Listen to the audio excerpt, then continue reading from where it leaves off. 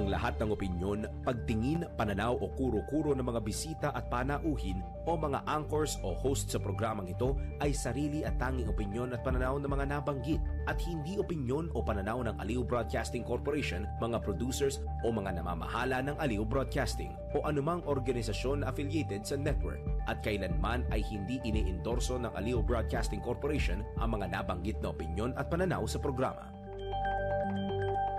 Ang mga balita, dudublihin ang pasada. Ang mga kontrobersyal, mga viral, mga trending na mga tao. Dalawang mas matinding papasadahan. Mga pangyayaring nakikita sa kalsada. Live na papasadahan. Tampalang John Ibanez at Drew Nasino. Doble ang lakas, doble ang tindi.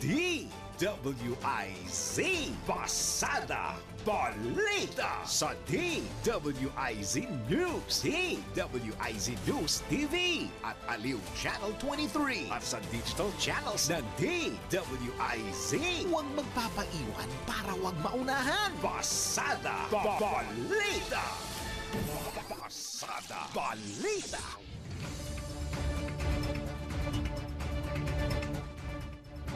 Narito na ang headline sa Pasada Balita ngayong araw ng Biyernes, unang araw sa buwan ng Agosto 2025. PNP bigong makahanap ng DNA sa mga butong na-recover sa Taal Lake. Pasada Balita. Draft resolution na layong i-reconsider ang impeachment case ni VP Sara pinaikot sa Senado. Pasada Balita. Halaga ng pinsala ng mga nagdaang bagyo at habagat sa agrikultura pumalo na sa 3 bilyong piso. Pasada Balita. 3 bilyong pisong halaga ng proyekto sa infrastruktura itinuturing daw na kritikal ng DepDev. Pasada Balita. Sa balitang pangkalakalan, pinakamahinang antas ng piso kontra dolyar na itala. Pasada Balita. Kaibayong dagat may higit-6 na po katao patay sa pagbaha sa Northern China. Pasada Balita. Sa balitang pampalakasan, Filipina tennis sensation Alex Ayala hindi makapaglalaro sa Cincinnati Open. Pasada Balita. Sa balitang pangkalusugan, benepisyo ng araw-araw na pagkain ng abokado ating alamin. Pasada Balita. At sa balitang showbiz, Christian Bautista nakipag-collab sa Indonesian singer na si Raisa. Tampalang John Ibanez at Drew Nasino. Pasada Balita. Magandang umaga Luzon, Visayas, Mindanao, Pilipinas. Kami po ang inyong tagapaghatid balita, John Ibanez. At ako naman po ang inyong lingkod, Judith Estrada Larino, sa pangalan ni Drew Nasino. Pasada Balita. At ngayong pasadahan na natin ang detalye ng mga nagbabagang balita. Pasada Balita. Bigong makahanap ng DNA profile ang Philippine National Police Forensics Group sa mga butong na-recover ng technical divers ng Philippine Coast Guard sa Taal Lake. Ayon kay PNP spokesperson Brigadier General Jean Fajardo, naging hamon para sa forensics group ang paghahanap ng DNA profile sa mga buto na matagal ng panahong nasa ilalim ng lawa. Anya, malaki rin ang posibilidad na contaminated na ang mga buto matapos ang 4 na taong pagkakababad sa ilalim ng lawa, dahilan para mahirapang makahanap ng DNA samples mula rito. Bagamat walang nahanap na DNA profiles mula sa mga buto sa Taal, kinumpirma naman ni Brigadier General Fajardo na 3 DNA profiles ang natuklasan sa mga butong nahanap naman sa isang sementeryo sa Batangas. Ngunit, nang isa lang sa cross-matching, nagnegatibo ang mga DNA sample mula sa 23 kamag-anak ng mga nawawalang sabongero na una nang pumayag na ipagamit ang kanilang DNA. Dahil dito patuloy na hinihikayat ng PNP ang iba pang mga kaanak ng missing sabongeros na maaaring makapagbigay ng kanilang DNA samples upang magamit din bilang reference sa mga susunod pang cross-matching.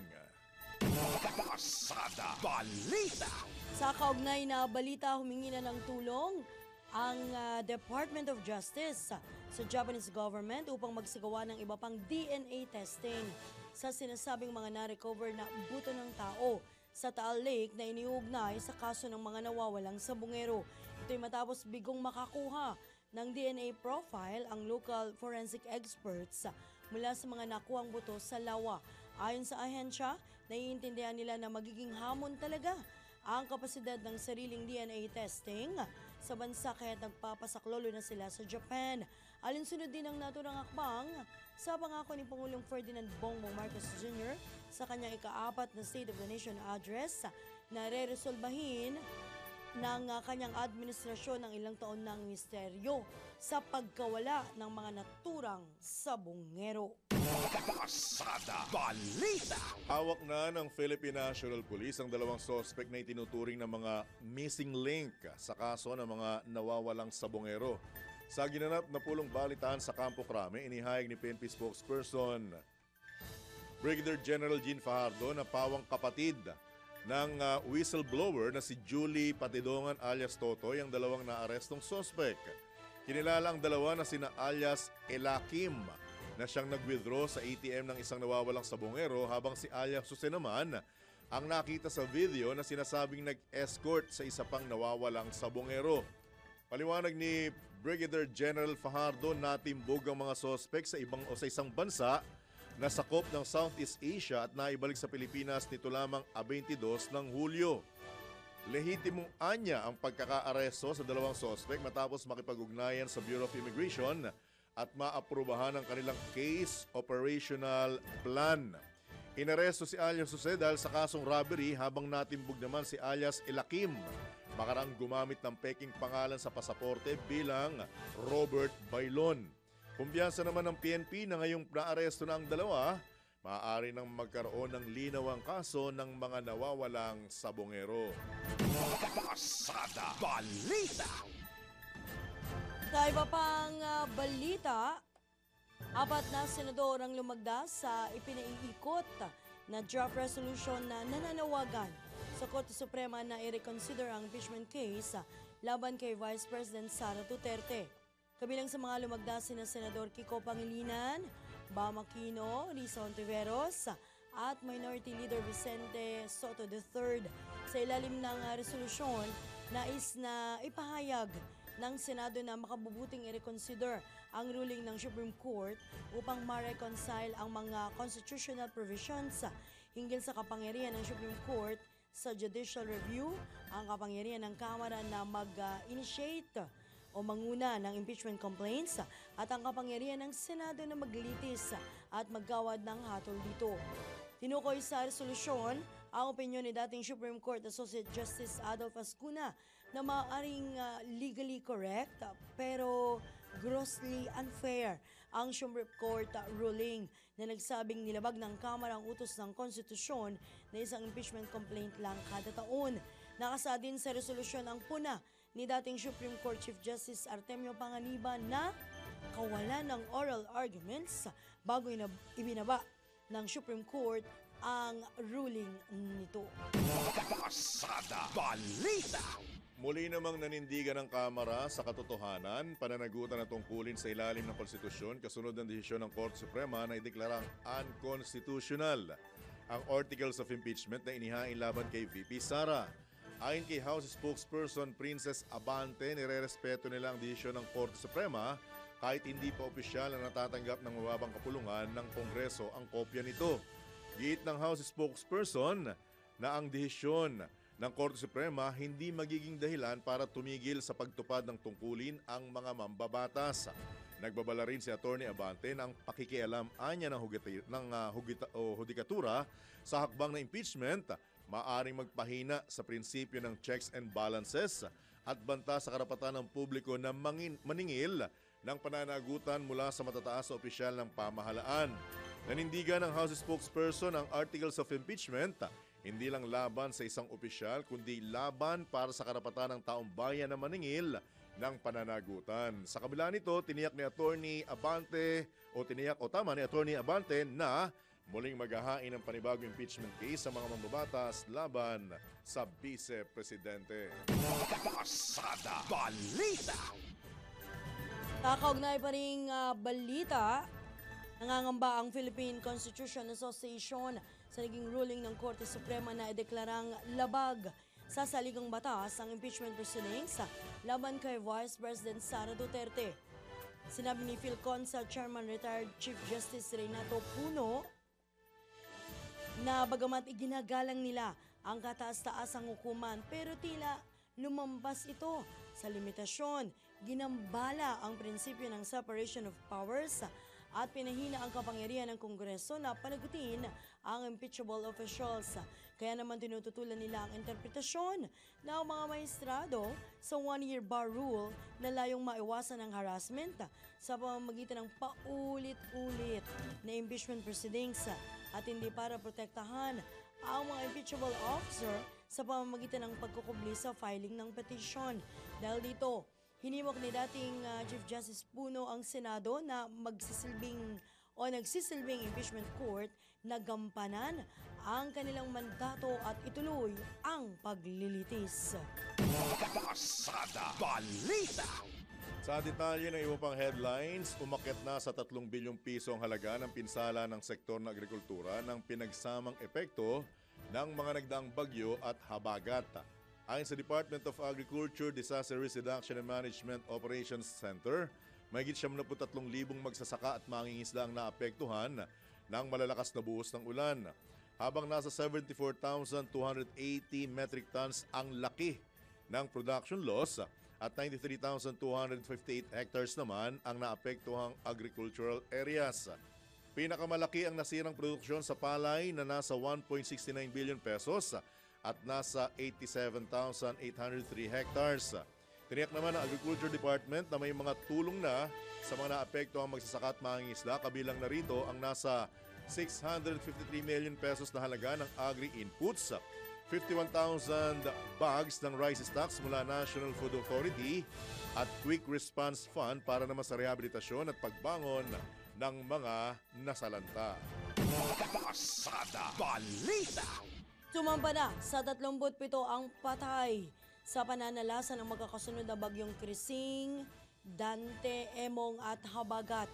Kinumpirma ng National Disaster Risk Reduction and Management Council na pinakamarami ang naitala sa Metro Manila na 8 sa Calabar Zone, 6 sa Western Visayas, 13 naman sa Cordillera Administrative Region, Negros Island Region at Northern Mindanao, 2 sa Central Luzon habang tig-1 sa Mimaropa, Davao Region at Caraga. Tinaya rin ng NDRRMC sa 22 ang nasugatan habang 8 ang nawawala. Aabot naman sa halos 7,700,000 katao o mahigit 2 milyon at 100,000 pamilya na ang apektado sa lahat ng rehiyon maliban sa Eastern Visayas.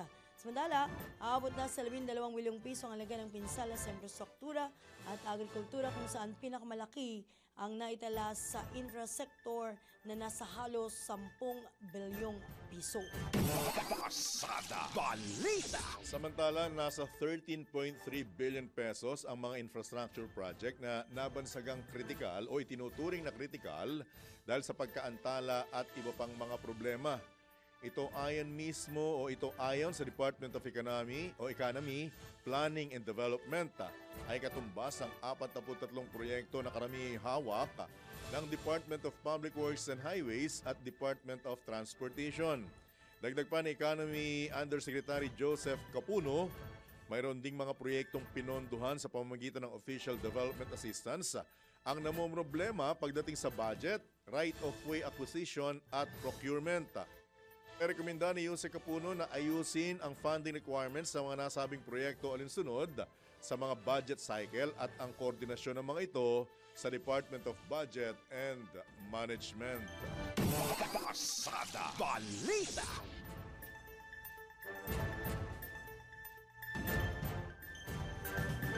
Sa iba pang balita, mamamahagi ang volunteers against crime and corruption ng pagkain at essential supplies sa Philippine Coast Guard bilang pangkiisa nila sa paghahanap ng katarungan at katotohanan sa kaso ng mga nawawalang sabungero.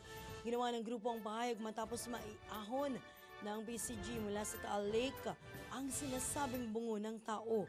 Ayon sa VACC, ipapamahagi nila ang donasyon sa PCG substation sa Laurel, Batangas. Tatandaang nabanggit nga ng Pangulong Ferdinand Marcos Jr.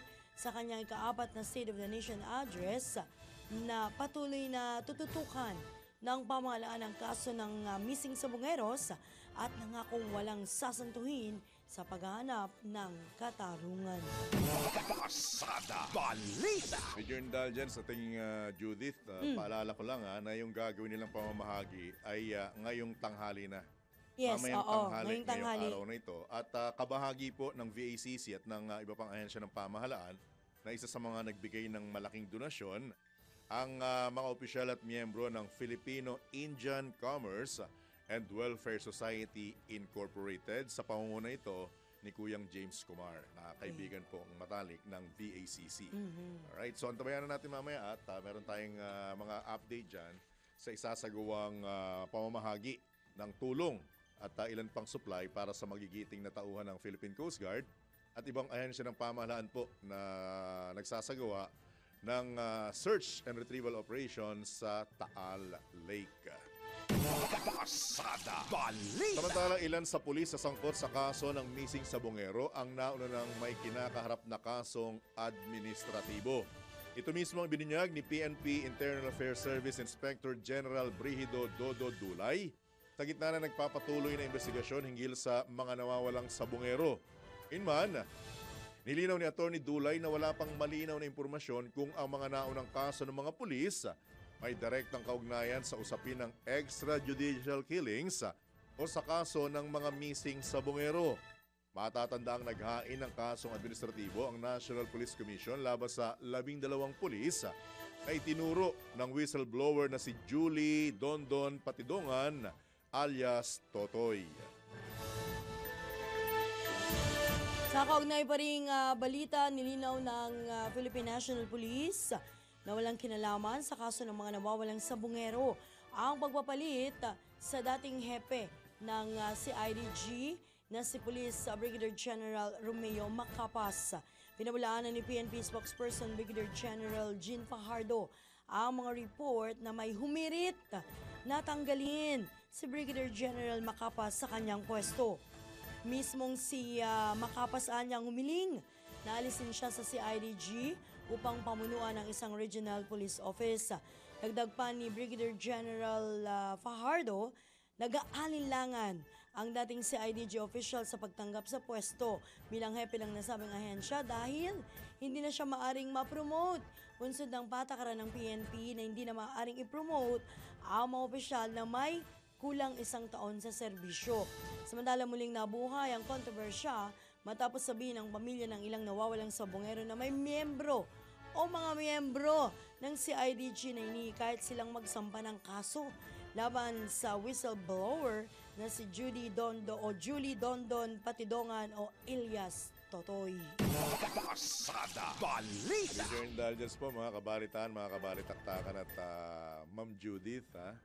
Pero medyo parang sa information na lumalabas, mukhang parang taliwas yung nangyayari at saka yung parang nakakapagtaka yung timing ng pagpapalit ng hepe ng CIDG. At saka, ang alam ko po kasi, pagka ipinremote ka sa CIDG, ibig sabihin, may tibay ka, maaasahan ka. Kasi isa sa mga Magaling ka critical talaga. yan. Oo. Isa sa mga critical yan. Ay, naalala ko, General Torre. Tama! CIDG. Dating CIDG Tama. bago naging PNP chief. Yes. Meron pa isang matika, si Mayor yung Batangas, Magalong. Magalong, Alam ko Baguio. nag-CIDG yan Sa Baguio, bago siya oo. nagretiro. At ang pagkakaalam ko, correct me if I'm wrong mga kabalitaan-kabalitaktakan, lalo yung mga naka-assign sa PNP. Ang alam ko, pag CIDG ka na at nagpalipat ka sa ibang pwesto, lalo na sa probinsya, alam ko demotion yan CIDG ka na eh. Oo. Di ba? Tsaka yung sinasabing wala nang pagkakataong ma-promote dahil wala nang isang taon. Teka Yes. muna. Parang kulang sa serbisyo eh. Yung, Wala, yung panahon wala na, sa'yo yan. sinasabi, Wala oo. sa'yo yung para sabihin ganyan. So, at tsaka yung timing Dun na... sa magsusulong ng promotion mo. At sa sinasabing timing dahil, di ba parang, ang tawag doon, yung nabulabog ang CIDG dahil sa paglabas ng istorya na mukhang ilang miyembro ng pamilya ng mga missing sa Bungero. Ang sinasabi mismo na mukhang merong kumakalakal sa kanila. Oo. Na Naku. ilang opisyal at tauhan ng CIDG. Yan naman po ay pinagtatagni-tagni lang namin. Kumbaga, tawag doon, tinatahi lang Tinatahi. namin yung mga pagkakataon kasi yung timing. Tsaka yung dahilan doon sa binasa mga script, parang, teka muna. Parang, Hindi there's naman something nanggaling sa wrong. media yun eh. Oh. Nanggaling mismo dun sa pamilya ng mga nawawalan Correct. sa Bungero. At saka nagpapaliwanag ngayon, hindi naman tayo mismong tagapagsalita ng Philippine National Police, di ba? Yes, Ang sa akin oo. lang nasa Campo Crame ka na, CIDG chief ka na, mas gugustuhin mong nasa probinsya. Magprobinsya. Ewan ko. Kahit regional pa. Correct. Parang Partner basketball John, yan diba? Nasa ligang labas ka na, ay hindi, nasa PBA ka na, o pagpalagay mo na, nasa MPBL ka na, lilipat ka pa ba sa ligang labas? Unless, alam na, di ba? Kami naman po yung nagtatanong lang, ha? PNP, kasi yung timing tsaka yung galaw ng istorya, parang, alam mo na, sa malikot na isipan, parang imbis na nagkaroon May ng relasyon? kasagutan, parang mas dumami Magkakaugnay? yung katanungan. Ala. Sige. Samantala, tayo pang tampok na balita, pinaiimbestigahan ni Senator Erwin Tulfo ang ulat ng pang-aabuso sa mga flood control programs at iba pang kahalintulad na proyekto matapos na tuligsain mismo ni Paulo Ferdinand Marcos Jr. sa kanyang State of the Nation address ang mga sinasabing palpak at ghost flood control projects. Inami o inihain ng Senador ang Senate Resolution 31 na layong maglatag ng komprehensibo at epektibong pamamaraan na tutugon sa matinding problema sa baha sa bansa. Tinukoy sa resolusyon na inihain ni Senator Tulfo na 248 bilyong piso ang alokasyon para sa flood management program ng DPWH ngayong taon, habang 244 na bilyong piso naman ang pondo sa ilalim ng 2024 budget. Sa kabila ng anyay bilyones na pondo para sa flood control projects, inamin mismo ng DPWH na walang Integrated Flood Control Master Plan ang bansa. Sa ilalim ng 2025 General Appropriations Act na vinito ni Pangulong Marcos Jr., ang 26 billion pesos DPWH project, kasama rito ang 16.7 billion pesos sa flood control initiatives dahil hindi anya consistent sa programa, proyekto at aktibidad ng Build Better More ng mismong pamahalaan. Pasada Balita. Sa kaugnay na balita pa rin, pinumpirma ni House Committee on Public Accounts Chairman at Bicol Saro Party List Representative Terry Redon na iimbestigahan ng Kamara ang mga existing flood control projects sa ilang lugar sa bansa. So naman ito ng naranasang malawakang pagbaha na sanhi ng mga nakalipas na pag-ulan at naidinulot ng mga nagdaang bagyo at habagat. Una nang inihayag nitong si Congressman Ridon na kanyang ipapatawag sa lalong madaling panahon ang kalihim at iba pang opisyal ng Department of Public Works and Highways, maging ang mga district engineers at regional directors. Sisiyasatin niya sa pagdinig ang aktual na proyekto at kung nagkaroon ng pagkaantala sa implementasyon nito. Bubusisiin din ng komite kung kailangan ba talaga ang nasa listahan ng proyekto, kung blacklisted ang kontrata at kasabot ba ang DPWH officials o mga politiko tulad ng senador at kongresista. Ipinunto pa ng mamabatas na marami ang nagulat sa naranasang mga pagbaha sa nakalipas na mga linggo, kaya mahalagang makita rin niya ang best practices na ginagawa ng district engineers at mga rehiyon. Pasada Balita. Ay, oras muna sa hudyat. 26 at kalahating minuto na po makalipas sa ika-6 ng umaga. Sa pagkakataon pong ito, mga kabalitan, kabalitaktakan, tayo po'y pinalad na muling makakausap ang mismong Vice Chairperson at Executive Officer ng National Police Commission, si Commissioner Ralph Calinisan. Commissioner Kalinisan, good morning po. Johnny Bañez, Judith Larino po. Live na po tayo sa DWIZ LO Channel 23. Commissioner. Boss John, Ma'am Judith, magandang umaga po. Alright. Morning po. Good morning Salamat po. sa pagkakataon. Morning. Apo. Yes. Una-una sa lahat, Commissioner, ano po yung nababalitaan namin na pati po ba ikaw ay tila ba pinagtatangkaan or kinikiliti? Ika nga para ika nga ay, ang tawag doon, ma-segue itong kaso ng mga nawawalang sabugero, Commissioner.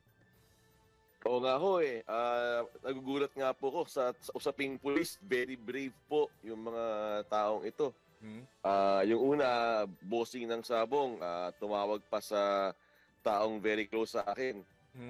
At nakikiusap, baka daw pwedeng matulungan yung mga pulis. Yung pangalawa, grupo ng isang local government executive. Yung kapatid, tinext pa ako mismo. Nung dinededma ko yung mga insinuations, tumawag sa isang very close sa akin. Wow. Tapos nakikiusap, baka daw pwedeng maging lawyer ako dun sa criminal case. O kaya yung mga dati kong law partner maging lawyer dun sa criminal case. Isang malaking kalokohan, isang malaking insulto para sa akin. Kaya totoo niyan that this happened even before nag-file si alias Totoy. Pero it took me a week bago ako nagsalita kasi it should not be about me. Hindi ko matiis I think I owe it to the people for them to know na may ganitong mga initiatives yung mga ibang grupo. So, sinasabi ko ngayon.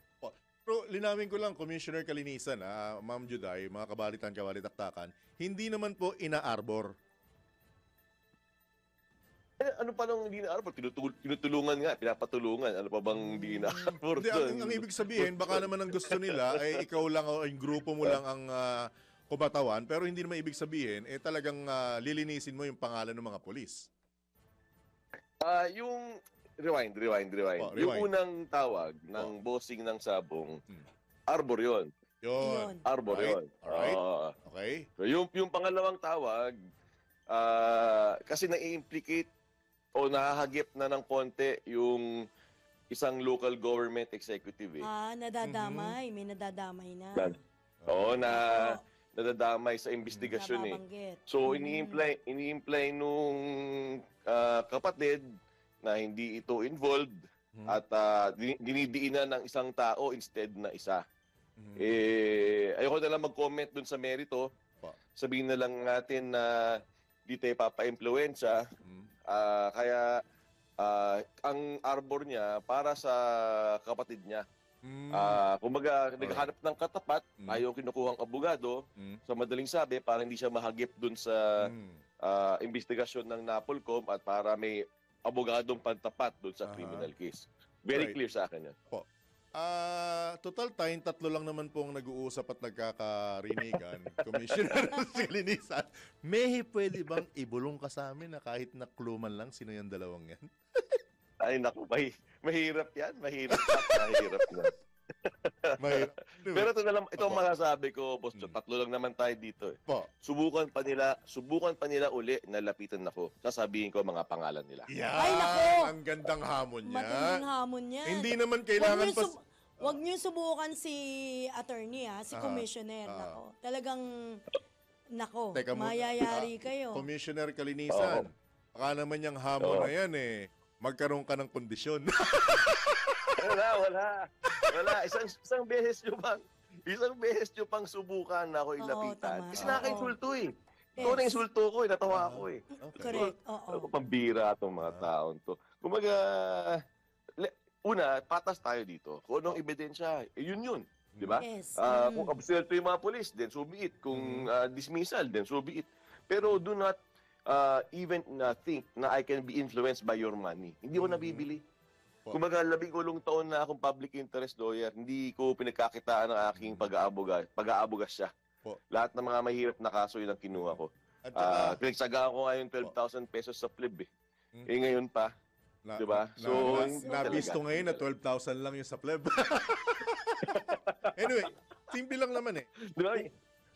Commissioner Kalinisan, with your indulgence, simple lang naman sa mga magtatangka pa Ito simpleng-simple. Ano ba apelyido? Kalinisan. Dudungisan ba yan ni Commissioner? Simple lang. apelyido. Hindi. Kalinisan. Hindi naman, Diba? hindi. Oh. Oh. Asa pa kayo? Sasagot pa ba kayo sa hamon ni Commissioner? Ewan ko na Medyo lang. nakakaya. Nakakaya naman na nababayaran si Kalinisan. Medyo jahe. Kaya di talaga mangyari yun. Aha. Kung kadumihan ang apelido ko, then sige, takihan niyo pa. Tsaka kung kaperahan, di ba? Kapirahan. Wala eh. Lahat talaga sila manghuhuta sa akin. Wala Po. talaga. Pasensyahan tayo. Po. Sorry. Anong Ayan. update pa na pwede natin pigain, na pwede natin pag-usapan ngayon, Commissioner Kalinisan, with regard dito sa kasong ito? Lumalalim Lumalalim po. Siguro alam naman ng lahat na siguro no na a formal charge was filed the other day sa Tagalog. Yung ating IMIS nag-file na ng kaso sa laban doon sa 12 pulis. Winaya nila doon sa legal service natin. So merong tayong mga summary hearing officers. Yung mga summary hearing officers na ito ay papasagutin uli yung mga pulis. Kung part ng due process yan. O, sagot kayo uli. After which, maghi-hearing na. So, ang sana nga, matapos natin ng 60 days dahil Yan dami yung mga bagong kaganapan. Ayun. Tapos, meron pang bagyo na isang linggo, walang pasok. So, double time ang lahat ng tao. Siguro, tingnan natin, may mga in-expect tayong, ito siguro, makikwento ko sa yung tatlo lang naman tayo dito. Opo. May in-expect akong mga bagong magpa-file ang complaint. Mukhang may relasyon nga ang yung mga complainants would be EJK related. And it appears that may mga nirereklamo silang may mga kaparehong pangalan sa ibang mga pulis. Alright. Very, very soon. Po. Yan, yun yung tatlo lang naman tayo dito. Po. Yung Commissioner Ngayon ko lang Kalinisan, sinabi yan, ha? Opo. Ngayon ko lang sinabi sa programa mo yan, John. Flash report. Anyway, yung po bang 12 pulis na dagdagan pa, Commissioner? Hindi na. Hindi kami limited dun sa 12. So, nag-iimbestiga pa kami ng ibang mga pulis. So, asahan nyo na hindi pa tapos itong kabanata na ito. Po, binabanggit po mismo ng PNP IAS na mukhang yung mga nasasangkot na pulis may dati ng kasong administratibo. Kasama rin po ba ito sa titignan nyo o nakafocus lang kayo sa Bongero? Actually, buti binanggit nyo na si IAS mismo nagsabi nun. Nagtataka rin ako . May mga dati nga silang kaso. Yung IAS ngayon sobrang kisig. Si IG Dulay, sobrang diretso yan. Nagtataka lang ako kasi nabanggit na rin naman may mga dating kaso pero ang daming kaso nung mga nakaraan. Nakita ko yung listahan na yun . Wow. Isang pulis doon, 13. Binibilang ko kahapon . Palang 13 yung isa, na. 10. Wow! Tapos, tapos mga homicide yung mga kaso nila. Oh my. Tapos, My. absuelto sila. Swelto. Absuelto sila. Walang sala pa. So, yun yung... tatlo lang naman tayo dito. Yun yung observation ko dun Yung lakasan nyo lang listahan ng na yun. content, baka maging milyon na yung nakikinig. Alright. Opo. So, nagtataka ako . But it is for IG Dulay to tell the story. Pero I saw the list and I was actually surprised kasi kung let's assume for 1 minute that isa doon sa 13 nag-prosper. Wala na tayong pinag-uusapan na isabong problem ngayon dito. Kasi they would have been removed from the service. Assuming isa lang na nag-prosper. 13 yun. Yun ang malaki. So, ayun, yun ang problema. Yun ang problema doon. So parang There's something wrong somewhere. parang talagang may nangyaring prior to this na pwede talagang maiugnay sa kanila. Tama po ba, Commissioner Kalinisan? Parang ganon ang isang tingin. Kung sa salitang kalye, mukhang bihasa kung mapapatunayan itong sangkot. Ayokong salita ng ganon. On record lang ako. Remember, John, I'm trying to strike a balance between the people's right to know, your right to ask questions, Yes. and ayoko naman ilabas yung aking opinion gaano, especially on the case, because I don't want to prejudge the case or the people to know what I'm actually thinking. Baka Siguro yung mabahiran ka pa. yung punta ko. Opo. Tama naman po. Alright. Commissioner, anong pwede niyong ipangako ba o may apila ba? May apila pa kayo? O pwedeng Panawagan kaya? panawagan? Sa mga pwedeng ayan. testigo pa. Oo, sa mga pwedeng go ahead. testigo pa. At syempre dun sa mga pamilya, no? Nung mga nawawalang sabongero. Una sa lahat, sa mga nag-file ng kaso, sa mga pulis na rin, na respondents, lalong-lalo na sa taong bayan. Magtiwala po kayo. Magkakaroon po ng hustisya sa kasong ito. Yung buong gobyerno po ay nakatutok dito. Ang ating Department of Justice ay 4 na taon nang tumututok dito to file an airtight case. Tayo, late man tayo, naghahabol tayo na mag-imbestiga. Bago lang din ako sa gobyerno, ha? Opo. Pero pag upo ko, mag-imbestiga tayo agad. Pero yung admin case nito ay re-resolvahin natin. Pang bottom line nito, magkakaroon ng hustisya sa administrasyon na ito. We promise that the National Police Commission will be providing answers to questions that people have been asking for 4 years. And give us this chance to show it to you. At di kami nababayaran dito. Kaya patas po ang hustisya. At kami umaasa po na sa ikalimang sona ni Pangulong Marcos, kasama sa accomplishment report itong pagsusumikap ninyo na mabigyan ng hustisya itong mga kababayan nating sinasabing biktima ng isang krimen. Commissioner Calinisan. O sana nga po kung naupo lang ako mas maaga, baka dapat sa sonang ito may Yun sagot tayong lang. presidente. Alright. With that, Commissioner, maraming salamat po sa pagkakataon at bukas po ang himpilan ng programang ito for update po sa kasong ito. Good luck, sir. Ingat. Good morning. Maraming salamat po. Salamat po. Mabuhay po kayo. Yan po mga kabalitaktakan, ang Vice Chairman at Executive Officer ng National Police Commission, si Commissioner Ralph. Ulitin ko lang Calinisan. Huwag na ang kayong apelyido. magtangka.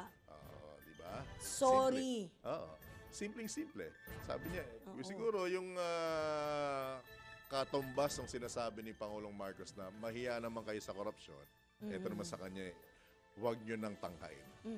Mapapahiya Wala lang kayong kayo. mahihita, sabi Correct. niya kanina. Ano, di ba? Simple. Oo. Buti na lang 3 lang tayo nag-uusap nga. at nagkakarinigan. Pero natuwa ako ron, Flash report yun, Yes. Malaking angulo yun, Tsaka Diba? meron pa yung sinabi niya, no, na una niyang sinabi dito sa programa natin, may mga maghahain pa, possibly, ng kaso. Naka, Correct. Talagang yun, lumalaki. nalungkot naman ako doon, partner John. Isang Dahil? pulis, 13 kaso. At ang Homicide matindi, ang karamihan, no, diba? naabsuelto. Absuelto Diba? pa. Ibig sabihin, sabi nga, there's something Yung wrong. sinasabi mo kanina na parang ano yan quote-unquote, mga haragan.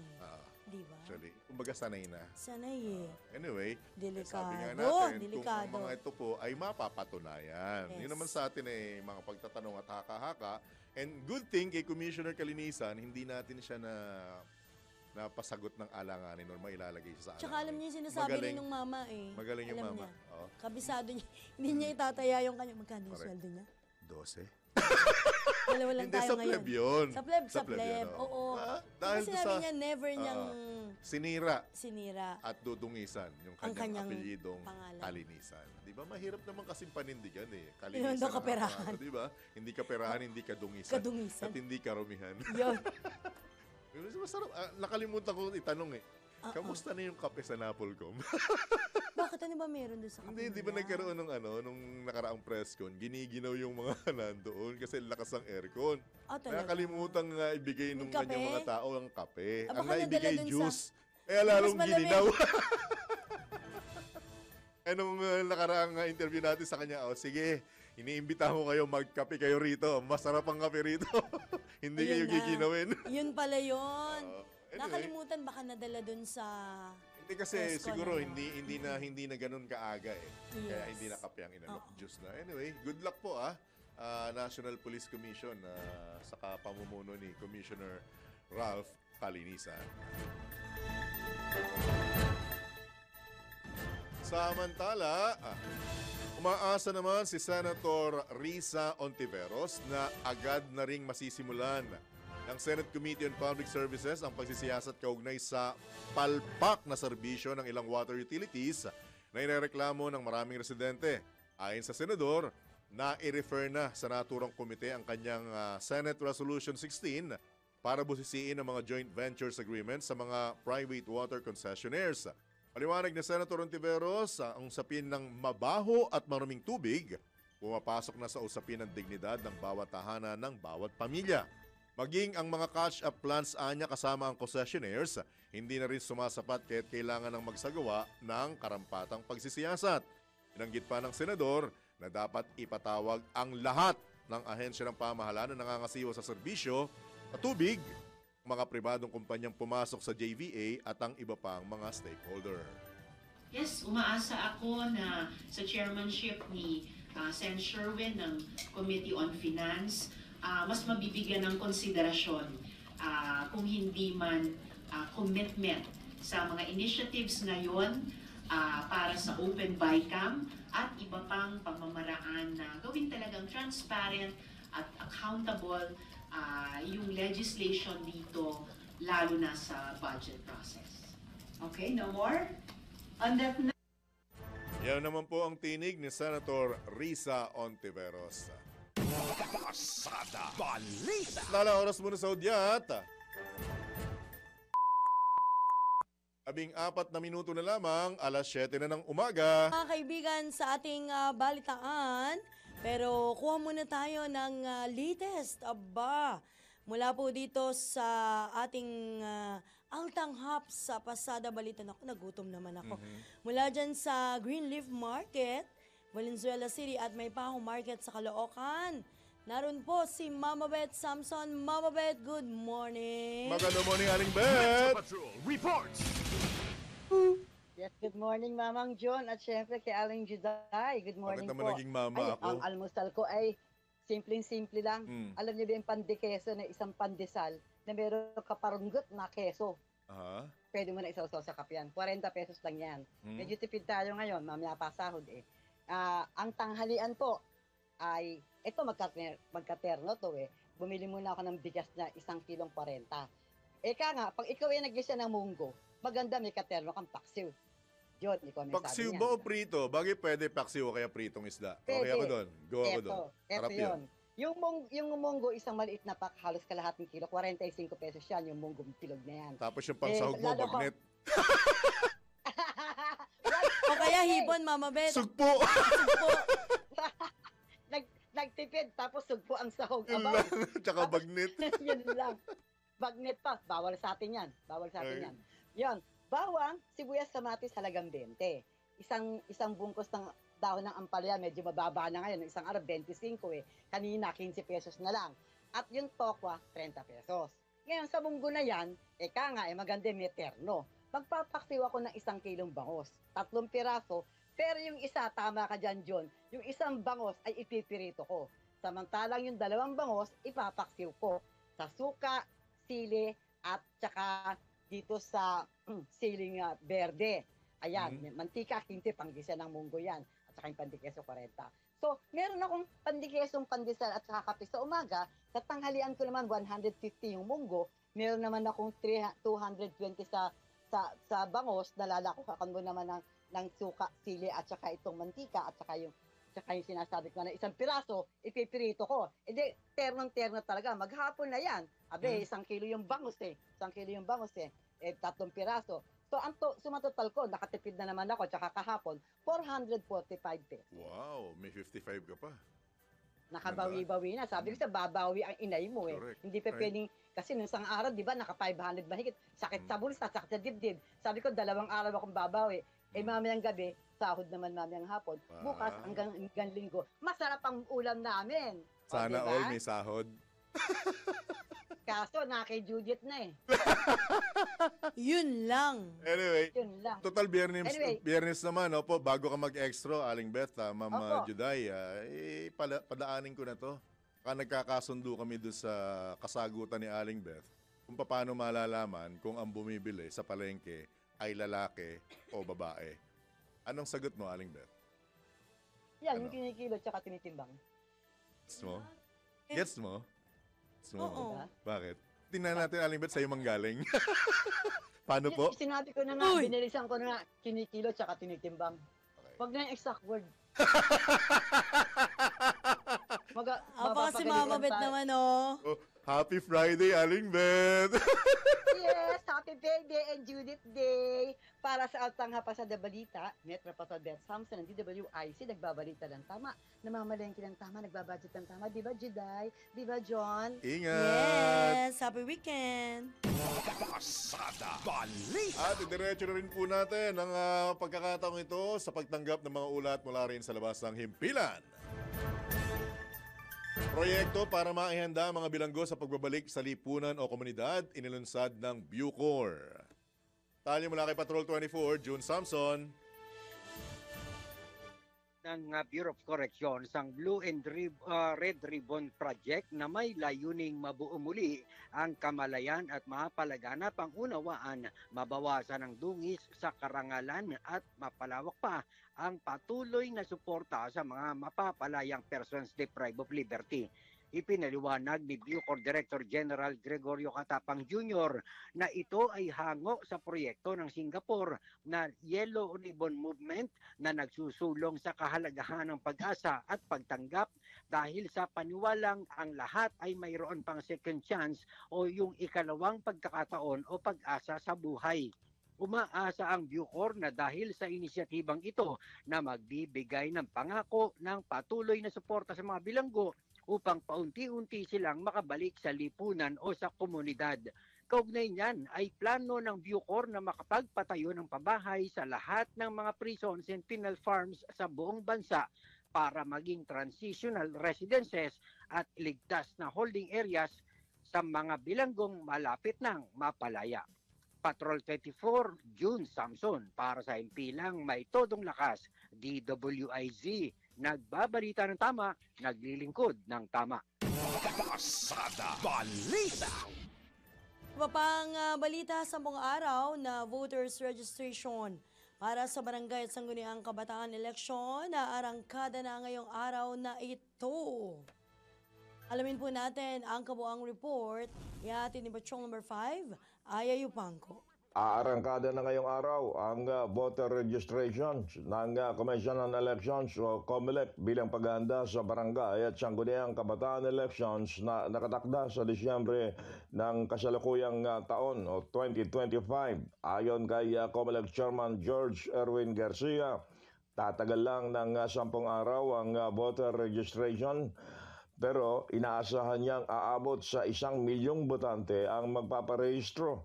Kalahati sa target na bilang na ito ay mga kabataan na lalahok sa SK elections.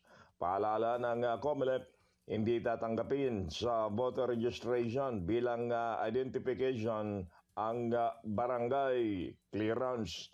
It is battle number 5. Ay, yung pang para sa implementar ng lakas. DWIC. Nagbabalita ng tama, naglilingkod ng tama.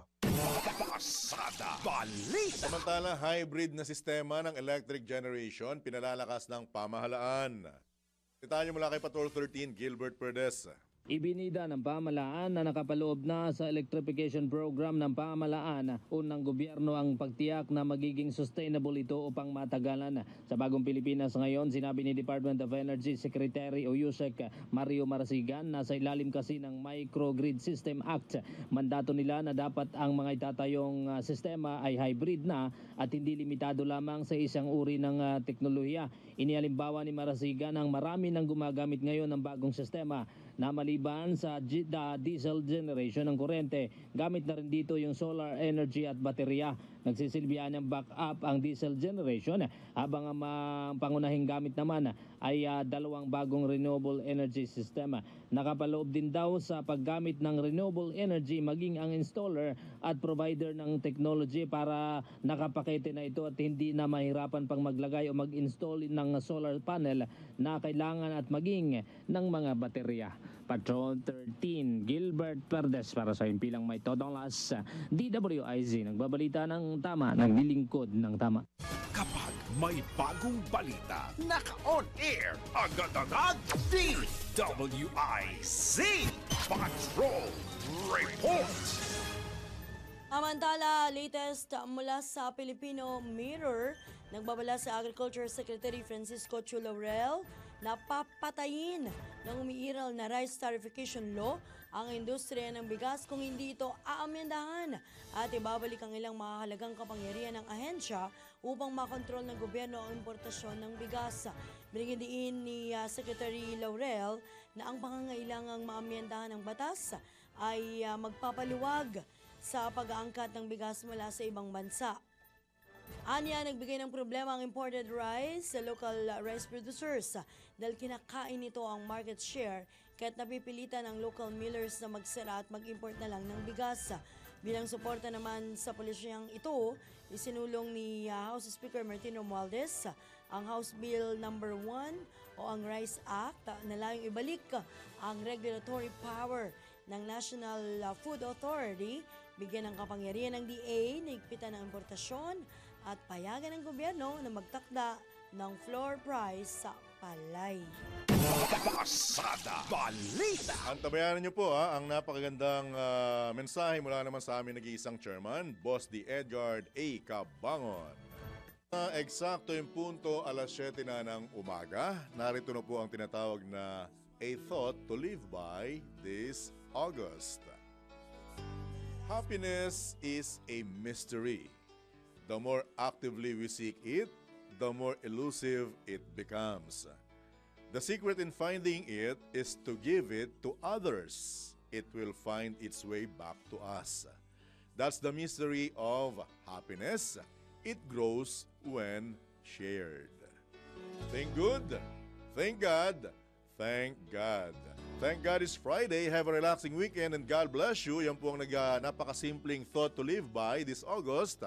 Mula po sa aming nag-iisang chairman, Boss D. Edgard A. Cabangon ng Aliw Broadcasting Corporation. Muli na rito ang headline sa Pasada Balita ngayong Friday, August 1, 2025. PNP walang nahanap na DNA profile sa mga butong na-recover sa Taal Lake. Pasada Balita.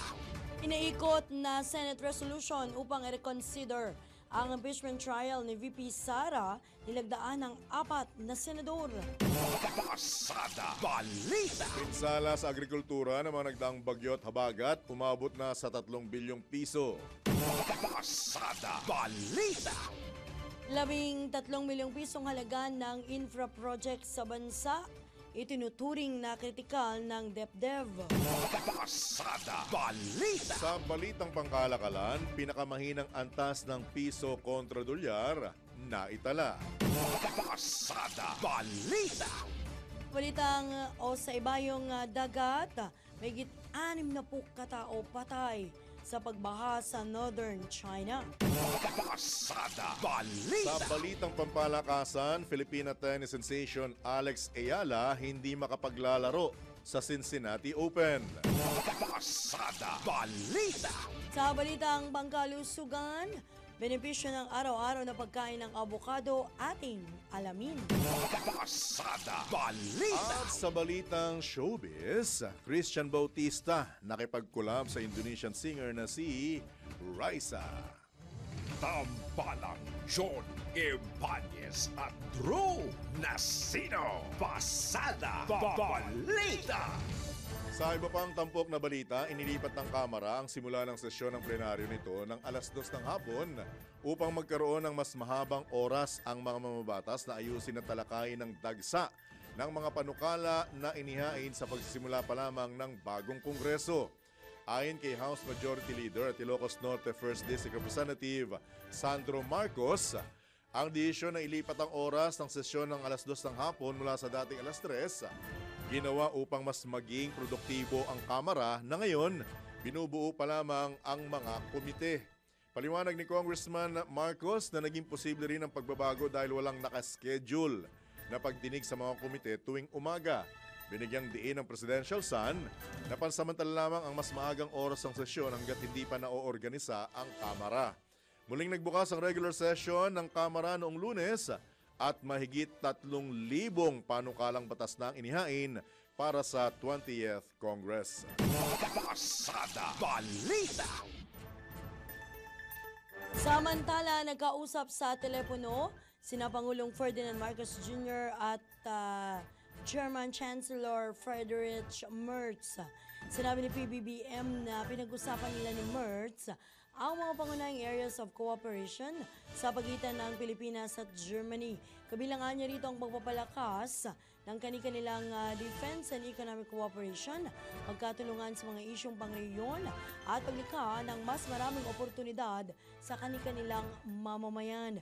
Sinabi ng Pangulo na pinasalamatan din niya si Merz sa imbitasyon nito sa kanya na bumisita muli sa Germany sa lalong madaling panahon. Pasada Balita! Baka magkita sila doon ni Atty. Harry Roque sa Germany. Hala. Sabay niya na rin pwedeng iuwi dito. Pwede niya na isabay. Okay. Diba? Para Sige. malibre naman sa pamasahe sa aeroplano yung mama. Anyway, magpapatupad ang social security system ng pagtaas sa pensyon ng lahat ng pensioners sa loob ng 3 taon. Alinsunod ito sa direktiba ni Pangulong Ferdinand Marcos Jr. at bahagi ng kanilang pension reform program. Ayon sa SSS, layo ng aumento na matulungan ang lahat ng pensyonado makabawi sa taas ng bilihin at hikayatin ng publiko na pahalagahan ang trabaho at pag-iipon. Ipatutupad ang dagdag pensyon tuwing Setyembre sa loob ng 3 taon. Dahil dito makatatanggap ng 10% aumento ang mga retirado at may kapansanang pensyonado hanggang August 31, 2025. Bukod dito, may dagdag namang 5% sa pensyon ng mga death o survivor pensioner. Ang mga pensyonado hanggang August 31, 2026 at August 31, 2027, makatatanggap din ng kaparehong aumento simula September 2026 at September 2027. Pasada Balita! Sa ibang balita, patuloy na tinututukan ng Office of the President ang rehabilitasyon ng Marawi City upang mapabilis ang pagbangon ng lungsod mula sa pinsalang dulot ng Marawi Siege noong 2017. Sa post-Sona Forum, sinabi nitong si Presidential Advisor for Marawi Rehabilitation Secretary Sir Pangandaman Sr. na ang mga dating proyekto na nasa ilalim ng Interagency Task Force ay inilipat na sa direktang pamamahala ng tanggapan ng Pangulo. Dahil dito, sinabi ni Pangandaman na mas naayos ang koordinasyon ng mga henshot, mas mabilis na natutugunan ang mga suliranin. Bilang sa mga proyektong o pangunahing tutukan, ngayon ang mga naantalang proyekto tulad ng pagsasaayos ng supply ng tubig at kuryente, pagtatayo ng mga bagong paaralan at pabahay para sa mga nawala ng tirahan. Aniya, tumutulong din ang Armed Forces of the Philippines at Philippine National Police sa pagpapatupad ng mga proyekto. Pasada Balita! Samantala sa pagkakataon pong ito, tayo po'y pinalad na makakakuha ng reaksyon sa isa na rin sa itinuturing nating suki ng programang ito, ating Juday. Binabanggit ko po ang tagapangulo at mismong tagapagsalita na ng Volunteers Against Crime and Corruption sa katauhan po ni Arsenio Tatay Boy Evangelista. Tatay Boy, good morning po. Johnny Banyes, Judith Larino, live na po tayo sa DWIC Hello Channel 23. Aga sa inyo, John, Juday, greetings of peace, justice, and truth from Volunteers Against Crime and Corruption. Maraming salamat, John, Juday, DWIC, for having us again. Po. Good morning po. Apo. Bago ang lahat, linawin ko lamang Tatay Boy para sa kabatiran ng iba kasi bago tayo magsimula kasi ang tututukan natin itong ngayon Ma'am Juday is yung issue naman ng korupsyon. Baka lang may magtaas ng kilay bakit si Tatay Boy pa rin. Eto lang ulitin ko lang ang bilang ang kahulugan ng VACC. Volunteers Against Crime and Corruption. Alright, so diretso na tayo Tatay Boy with your indulgence. Ano ang reaksyon at ang tindig mo at ng VACC sa nakalipas na ika-4 na SONA ni Pangulong Marcos? Go ahead, sir. Unang-una yung grupo, no? VACC is asking the President doon sa lahat ng statement niya to follow through or mag-update siya, no? Immediately, agad-agad. But then, ang VACC fully supports yung holding, DPWH in particular, isang ahensya na perceived to be the most corrupt, no? At nakita po naman natin yan, ano? At no less than the President, binanggit nga niya yan. yung nag-home tulay, yung accounting ng DPWH, sa flood control hanggang ngayon, may mga size sa mga areas na underwater pa, no?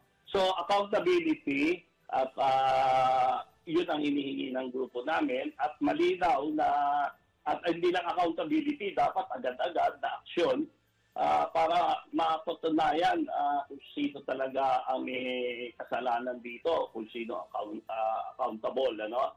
At pangalawa, we urge o nangihingi po kami ng immediate public disclosure na pinangako naman niya, di ba? Malinaw, public disclosure.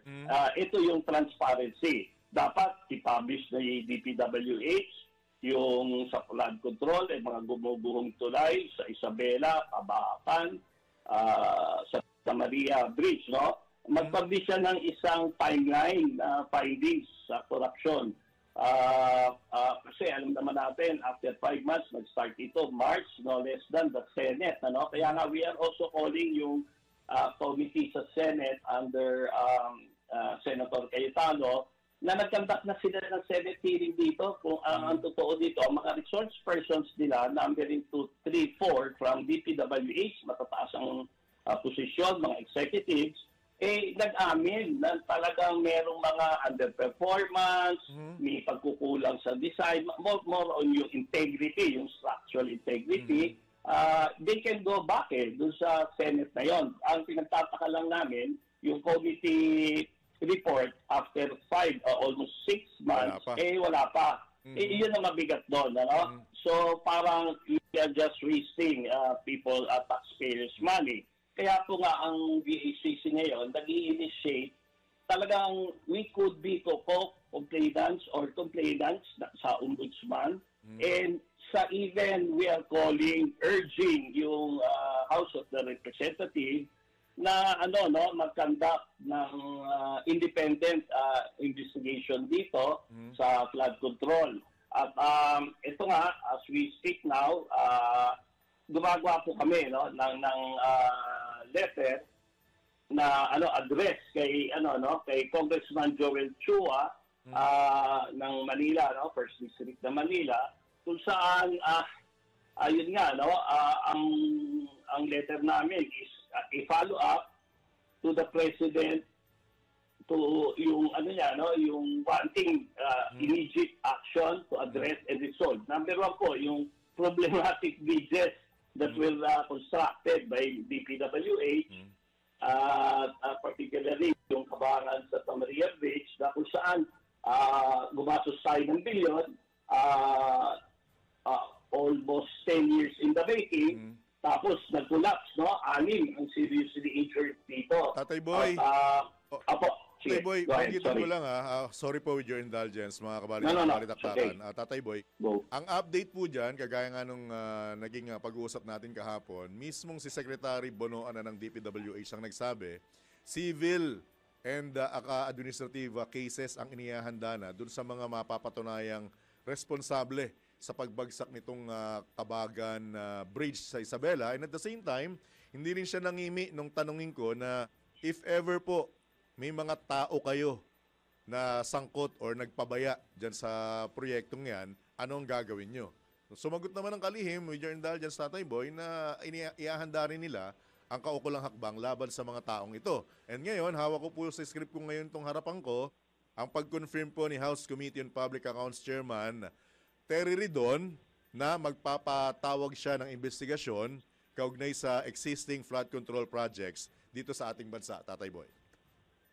Okay, napakagandang balita po niyan kung meron na palang nag-initiate, Congressman Terry. Pero kasi kami, yun na, we will try to reach out on him at syempre for accountability to, independent investigation in aid of legislation and yun nga, accountability. At kaya lang, bakit civil case ba kamo ang file nila?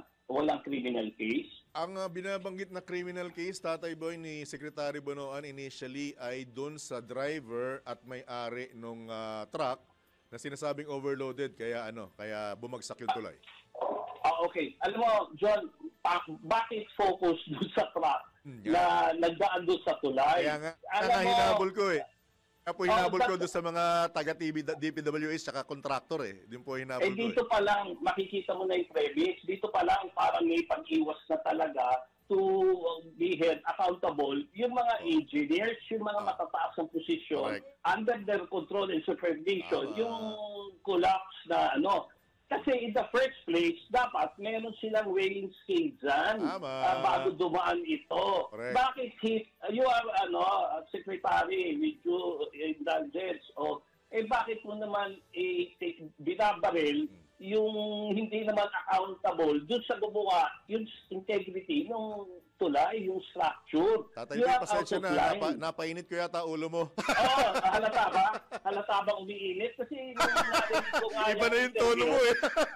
Opo binabaril niya, mali. Bakit yung focus sa Senate hearing, na detalye doon, yung resource person, mga USEC, ASEC, yung isa pa nga doon, if I remember, retired na, ibinalik pa. Okay, yun nga po with your indulgence, Tatay Boy, tsaka... Pasensya lang, napapasigaw ako. Okay lang po. Tatlo lang naman tayo nakikinig.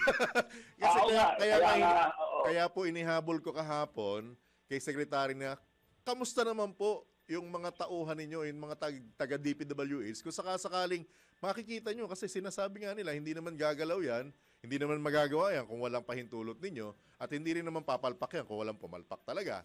At ang matindi nito, Tatay Boy, binabanggit at inamin ni Secretary Bonoan na yung pinakatitulo ba ang tawag doon sa mga bridge na ganyang proyekto, wala pa po sa pamahalaan. Hawak pa nung mismong kontraktor after 10 years.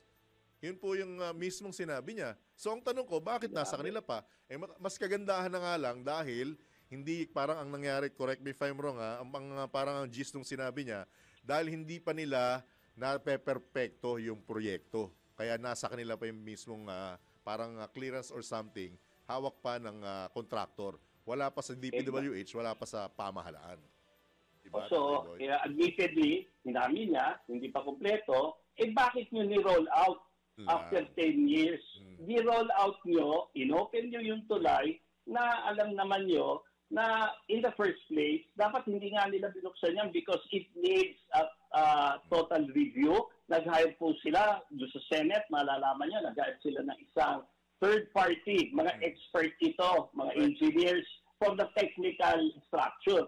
Ang suggestion nun, malinaw, na wag na niyong i-retrofit kasi gagastos na kayo sa retrofitting. Tapos yung mga, kumbaga sa lamesa, yung mga binte, legs ng lamesa, hindi, walang integrity. Baka habang kumakain tayo, lahat maglaglagan yung plato. Dahil yung paa, mahina. So, it defeats the purpose. Doon sa tulay na yan. Saka nga, dapat, may update sila doon sa, katulad mo, yung update doon sa status ng San Juanico Bridge. Rehabilitation yan, na-delay na lang talaga yan, na it is causing yung economy doon, yung effects ng region. Samantalang itong tulay ng San Juanico, baka hindi ka pa pinapanganak, John, 50 years na yan in existence. Karga pa na ako ng mga magulang ko niyan. Ayun, tama. Pero inabutan mo nung tumalo yung si Dante Barona. Opo. Diba? Ang nag-flash report nun si Ating Juday si Juday, papaataya. Hindi niya, Opo. Pero ako kasi, I am 69 now. 69 years old ako ngayon. Pero, alam na alam namin yan. Kaya this is a gross negligence. Pwede nga sila inibanda dyan ng reckless imprudence resulting into serious injuries dun sa amin. Buti, wala nga namatay. Correct. Pero seriously. In the first place, yun nga again, going back, dinidiin nila yung, yung truck driver, yung maliliit na tao.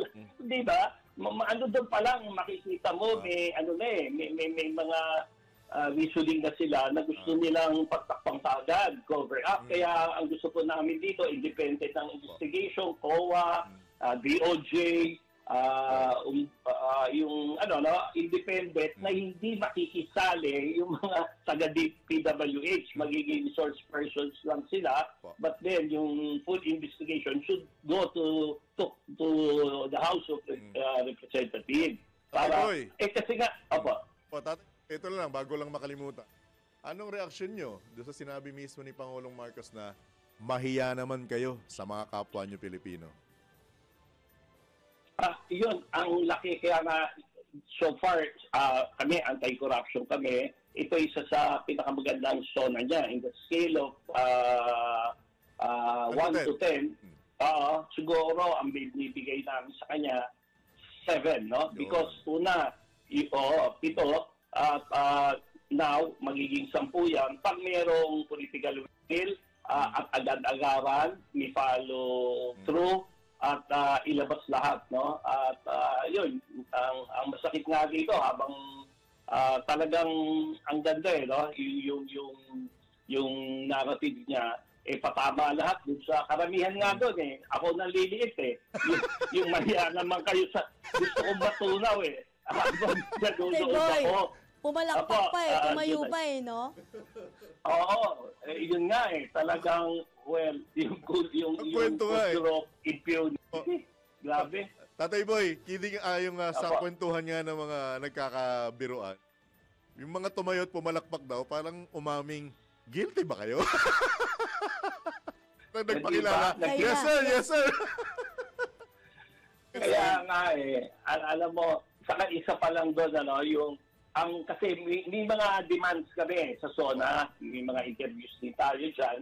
Yan ang unang natugunan, yung DPWH, yung mga corruption dyan. Pangalawa, yung missing sa Bungero, prominently mentioned. Kasi ako, more on, ang pagkakilala nyo sa akin, more on crime. But then, nalulungkot lang kami na sayang, we lost that golden opportunity, yung online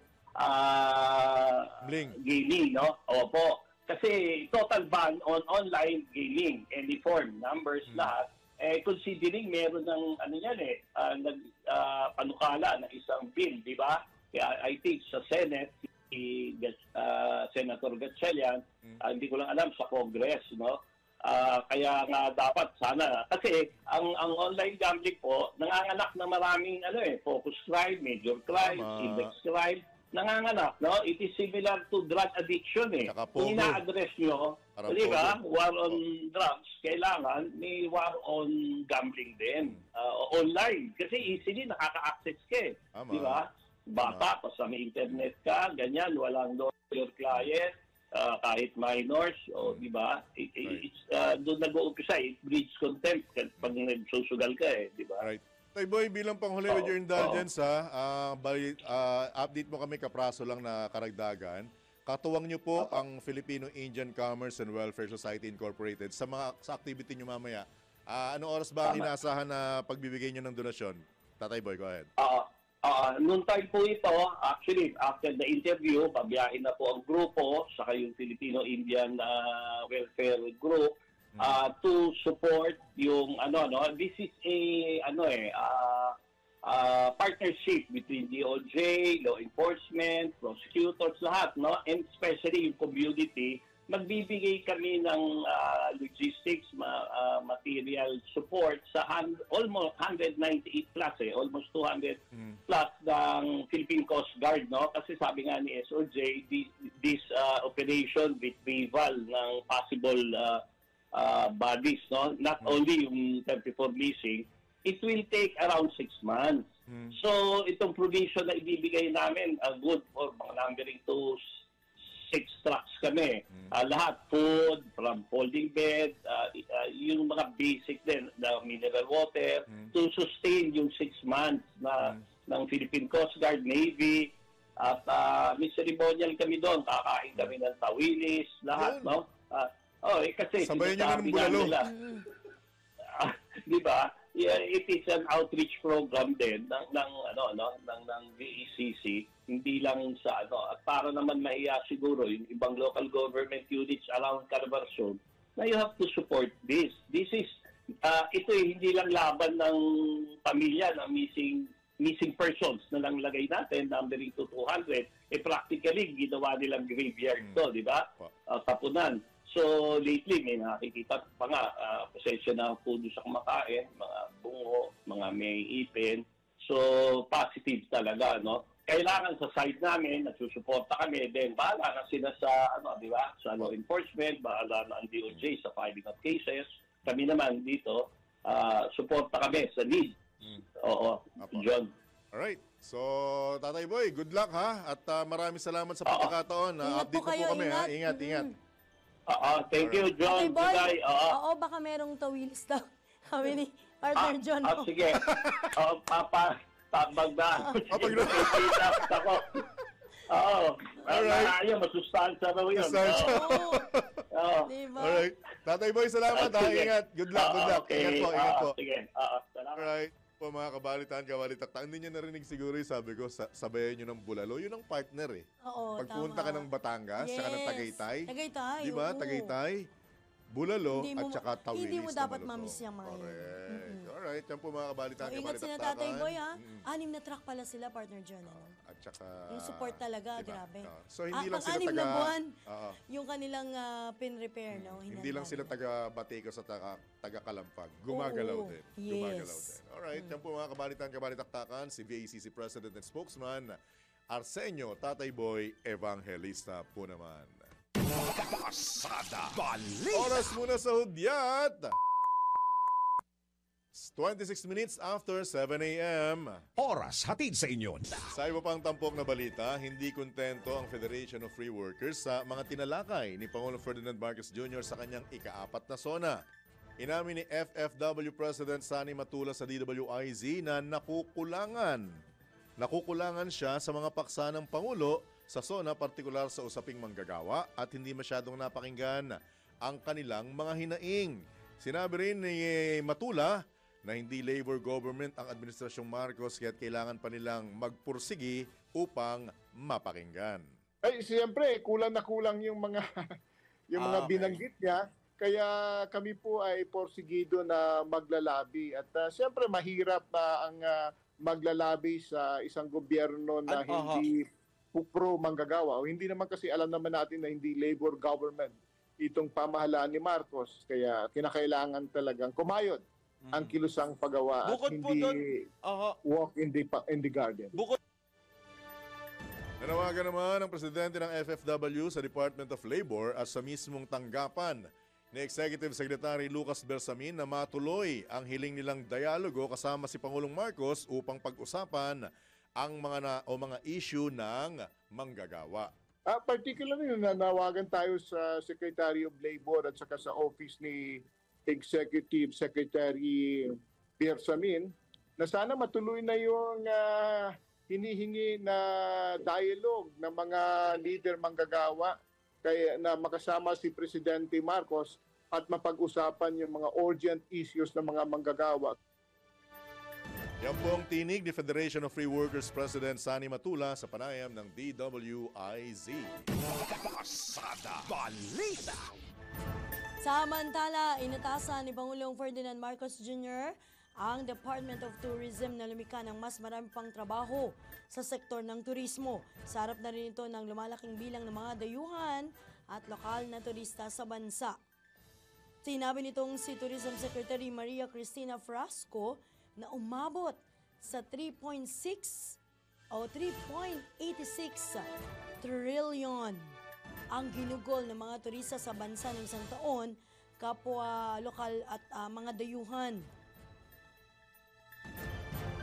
Ayon pa sa kalihim, base sa record ng Philippine Statistics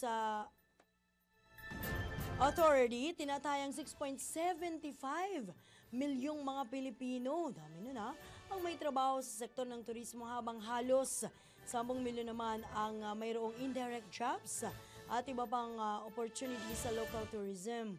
Nagpasalamat naman si Secretary Frasco sa Pangulo sa pagkilala nito sa kontribusyon ng industriya ng turismo sa ekonomiya ng bansa. Pasada Balita. Tutungo si Pangulong Ferdinand Marcos Jr. sa India para sa 5 araw na state visit mula August 4 hanggang August 8 bilang tugon na rin sa mismong paanyaya ni Indian Prime Minister Narendra Modi. Ayon sa Presidential Communications Office, makikipagpulong ang Pangulo sa mga leader ng India sa New Delhi at tutungo rin sa Bangalore para sa serye ng business engagements upang palakasin ang ugnayan ng dalawang bansa sa larangan ng kalakalan at ekonomiya. Makikipagkita rin si Pangulong Marcos sa Filipino community sa New Delhi bilang bahagi ng kanyang opisyal na schedule. Ito ang kauna-unahang state visit ng isang Philippine president sa India mula noong October 2007 nang bumisita rin si dating Pangulong Gloria Macapagal Arroyo roon. Huli naman bumisita sa Pilipinas ang isang Indian head of state noong October 2019 sa pamamagitan ni dating Indian President Ram Nath Kovind. Kaugnay ng pagbisita, ipinagdiriwang ngayon ng Pilipinas at India ang ika-75 anibersaryo ng kanilang diplomatic relations. Pasada Balita. Samantala, inamin ng pamahalaan na malaking hamon para sa kanila na tugunan ang mga nasayang na araw sa pagtuturo dahil sa mga naipagpalibang klase noong kasigsigan ng bagyo at habagat. Sinabi ni Education Secretary Sani Angara na batay sa findings ng EDCOM, dumarami ang days of learning loss dahil sa epekto ng climate change, lalo't kamakailan na isang linggo ngang nasa bahay lamang ang mga mag-aaral. Bilang tugon, palalakasin pa niya ng DepEd ang paggamit ng alternative delivery mechanism tulad ng modules at learning sheets. Gayunpaman, kailangan pa rin itaas ang antas ng suporta sa pamamagitan ng pamamagi ng aktual na aklat o libro sa mga estudyante, lalo na para sa foundational learning sa kinder hanggang grade 3. Kasabay nito, binigyan diin ni Secretary Angara ang kahalagahan ng mga early child care at daycare center sa buong bansa, lalo na sa pinakamahirap na bayan para tiyakang hindi na pag-iiwanan ang mga batang nasa malalayong komunidad. Pasada Balita.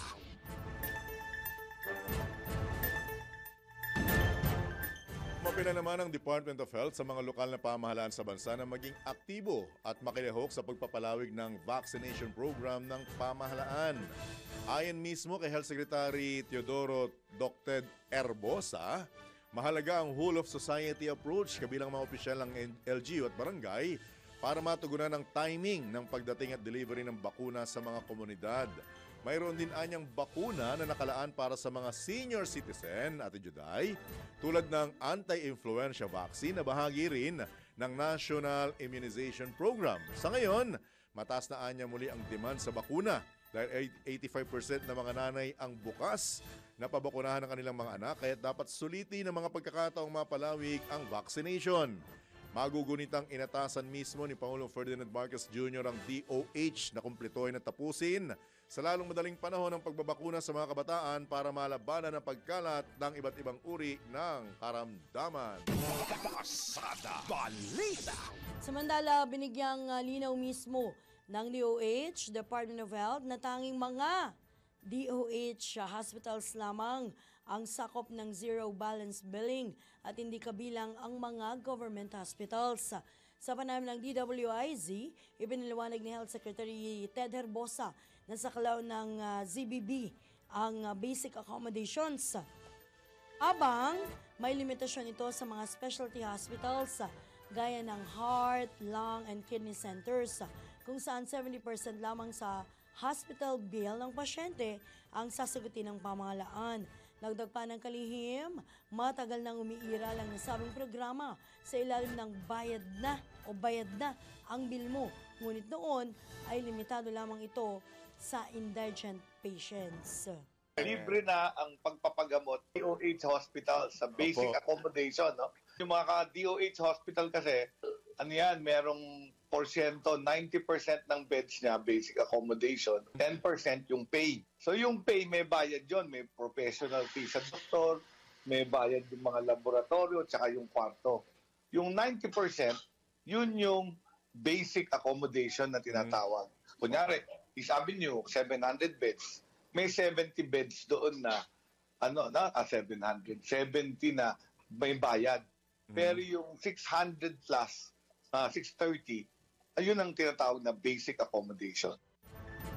Kasunod dito, pinagutos naman ng ahensya na palitan ang mga pangalan ng DOH hospitals upang maging malinaw sa publiko kung aling mga ospital lamang o mga ospital lamang epektibo ang nasabing programa. DOH-run hospitals. No? Itong DOH-run, ang numero nito, 87 sa buong Pilipinas. Naglabas nga ako ng listahan sa aking Facebook, no? Para malaman ng mga kababayan natin. At pinababago ko na pangalan ng mga ospital para malamang DOH alagay. DOH Jose Reyes. DOH East Avenue. Para yung mga tao, alam na DOH hospital siya. So, para mas madali. Kasi yung iba, local government unit, LGU.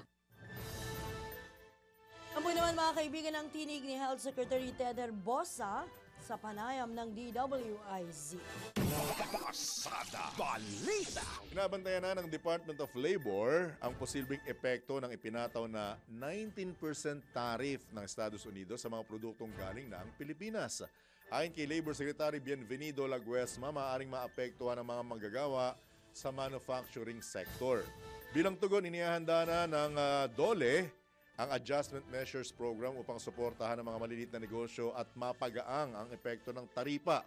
Dagdag pa ng kalihim, ang mas mataas na buwis nagpapabigat sa kakayahan ng mga produktong Pilipino na makipagsabayan sa pandaigdigang merkado. Matatandang inanunsyo mismo ni US President Donald Trump ang pagpapatupad ng 19% tariff, bahagyang mababa sa unang pahayag na 20% para sa mga produktong mula sa Pilipinas. Pasada Balita. Samantala, iginit ni AGA Party List Representative Nicanor Briones. Natutol siya sa online gambling at isa siya sa mga mambabatas na nagsusulong para sa total ban nito.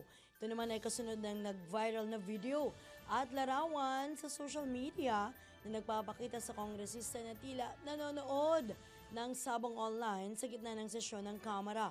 Sa panayam ng DWIZ, nilinaw ni Congressman Nick Briones na nakatanggap lamang siya ng message mula sa kanyang pamangkin na kanyang binuksan kung kahit lumabas ang naturang video sa kanyang screen at binigyan din na hindi siya naglalaro o tumatalpak sa isabong. Sinasabi ko, against ako sa mga online gaming dahil ang industriya ng mga nasa livestock poultry, mga magsaka, ay naapektuhan din. Marami kaming tauhan na nagsusugal. So nasisira yung kanilang trabaho, yung pamilya. Kaya against tayo at ako'y magpapile ng bill na iban ang online gaming kasama ng hindi mabalik yung online sabong. Ano rin anya siyang balak na alamin kung sino ang kumuha ng mga nasabing larawan at video at napatawad na rin niya ang gumawa nito. Dahil meron daw nag-i-invite na kung gusto akong palabanin, hindi naman ako interesado rin dahil hindi mo ako makikita nakapasok na sa bungan eh. Kaya yun lang naman ang nangyari. At sabi ko nga kung sino man yung gumawa anong motibo niya, nangyari na ang lahat, pinatatawad ko na siya. Yan po naman ang tinig ni AGA Party List Representative Nicanor Nick Briones sa panayam ng DWIZ. Pasada Balita. Ibinida naman ng pamahalaan na naghahanda na ito para sa paggawad ng Presidential Merit Scholarship para sa mga high school graduate na makakakuha ng mataas na honor. Alinsunod na rin sa anunsyo mismo ni Pangulong Ferdinand Marcos Jr. sa kanyang ika-4 na SONA. Ayon kay Commission on Higher Education Chairperson Shirley Agrupis, ang scholarship program na ito bahagi ng implementasyon ng Free Higher Education Law, ngunit layong matulungan hindi lang ang mga estudyanteng kabilang sa poorest of the poor, kundi maging ang mga anak ng middle-income families na hindi sapat ang kakayahan upang mapag-aral ang kanilang mga anak na nais o sa nais na kolehiyo. Layon din ng programang ito na punan ang kakulangan sa critical sectors ng labor force sa pamamagitan ng suporta sa edukasyon ng mga mahuhusay na estudyante mula sa iba't ibang antas ng lipunan. Pasada Balita. Samantala, latest mula sa Filipino Mirror. Posibleng malagdaan na ngayong taon ang free trade agreement sa pagitan ng Pilipinas at Chile matapos ang unang sigwada ng negosasyon ngayong buwan. Ayon kay Trade and Industry Undersecretary Alan Jepti, na bumiyahing pa Chile Para sa nasabing usapin, abot kamay na ang pinaplanong Comprehensive Economic Partnership Program sa pagitan ng dalawang bansa sa mga larangan tulad ng intellectual property, competition services, investments, financial services, digital trade, customs procedure, at trade facilitation. Dagdag pa ni Yusek Jepti, ito ang magiging kauna-unahang kasunduan na lalagdaan ng Pilipinas at ng isang bansa sa Latin America, itong ang Chile, at makakatulong ito sa paglago ng free trade network ng bansa. Ang susunod na round o bugso ng negosasyon ay nakatakdaan niya sa unang linggo ng Oktubre, nagaganapin naman sa Pilipinas. Sa kasalukuyan, ina-export ng Pilipinas sa Chile ang mga personal care products tulad ng deodorants, sabang ang nasabing bansa naman ay nag-export ng processed food items gaya ng salmon, meat products at alak. Masarap daw ang mga produktong maaanghang dyan sa lugar na yan. Talaga ba? Lalo na yung chile sauce. Next. Oras muna sa chat. 7:46 a.m. Iba pa ang tampok na balita. Isa sa mga prioridad ngayon ng pamahalaan ang pagbibigay ng subsidiya sa mga biktima ng Marawi siege sa pamamagitan ng Marawi Compensation Board. Ayon kay Presidential Advisor for Marawi Rehabilitation, Nasser Pangandaman Sr., malapit nang buksan ang Marawi City General Hospital na pansamantalang pangangasiwaan ng Department of Health habang inaayos pa ang mga kinakailangang dokumento para sa lokal na pamahalaan. Samantala, halos hindi gumalaw ang inflation rate sa buwan ng Hulyo kahit nabagsak presyo ang bigas. Batay sa forecast ng Bangko Sentral ng Pilipinas, tinatayang nasa 0.5 hanggang 1.3% ang magiging inflation rate sa buwang nakalipas. Dagdag pa ng BSP, tinabla ng mababang presyo ng bigas ang matataas na presyo ng karne at gulay. Dahil sa masamang panahon, matataas na bayarin sa kuryente at gasolina at patuloy na paghina ng piso kontra dolyar. Ilalabas naman ng Philippine Statistics Authority ang opisyal na datos ng inflation rate sa August 5. Pasada Balita. Balitang pangkalakalan. Nagsara sa 58 pesos 32 centavos ang palitan ng piso kontra dolyar. Ito'y dahil muling tumibay ang US dollar kasunod ng mga pahayag ng US Federal Reserve na nagbawas ng posibilidad ng interest rate cut. Ayon kay Michael Ricafort, Chief Economist ng Rizal Commercial Banking Corporation, ito na ang pinakamahinang antas ng piso sa halos 6 na buwan o mula noong Pebrero 4 matapos magsara sa 58 pesos and 34 centavos. Isa sa mga tinitingnan dahilan ng paghina ng piso kontra dolyar ang pagtaas ng importasyon sa ikatlong quarter kasabay ng inaasahang pagtaas ng demand sa ikaapat na quarter ng taon at OFW remittances. Pasada Balita. Mga balitang dapat alam mo kahit sa labas ng bansa. DWIZ Balita sa ibang bansa. Tay, ang mahigit 6 na po katao bunsod ng isa sa pinakamatinding pag-ulan at pagbaha na humagupit sa Northern China. 44 ang nasawi sa Beijing, kabilang ang 31 biktima mula sa isang elderly care home, habang 9 katao pa ang nawawala. Nabatid na noong nakalipas na linggo pa nagsimula ang malakas na pag-ulan sa Chinese capital at mga kalapit probinsya tulad ng Hebei, kung saan 16 ang naitalang nasawi. Maliban dito, nagtala rin ng record-breaking water level ang Mayon Reservoir sa Beijing na nagdulot ng pagbaha sa mga kalapit bayan, gayon din ang isang landslide na sanhi naman ang pagkamatay ng 8 katao at pagkawala ng 4 na iba pa.